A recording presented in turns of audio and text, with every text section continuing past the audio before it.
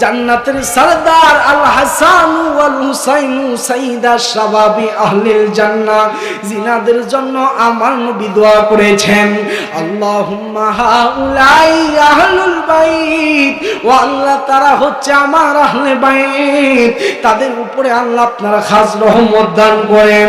যেই মাত্র এই কথা বললেন, আমার আল্লাহ পাক রব্বুল আলামিন বললেন, হাবিব আপনি দোয়া চেয়েছেন, আপনার দোয়া আমি কবুল করব না এটা তো প্রশ্নে আসে না। আপনি বলছেন আল্লাহুম্মা হাউলাই আহলুল বাইত, ও আল্লাহ তারা আমার আহলে বাইত, তাদেরকে আল্লাহ আপনি কবুল আর মঞ্জুর করেন।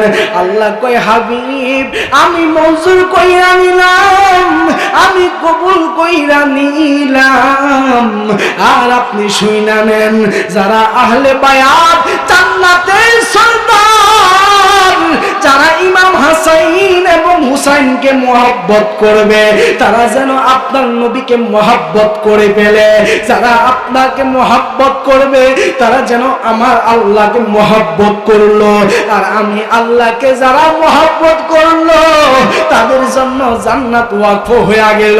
জিনাদের জবান আছে, জবানটুকু ছেড়ে দিয়ে উচ্চ কণ্ঠে আওয়াজ দিয়ে বলা যাবে কি আল্লাহু আকবার। তাহলে ইমাম হুসাইনকে ভালোবাসলে জান্নাত পাওয়া যাবে,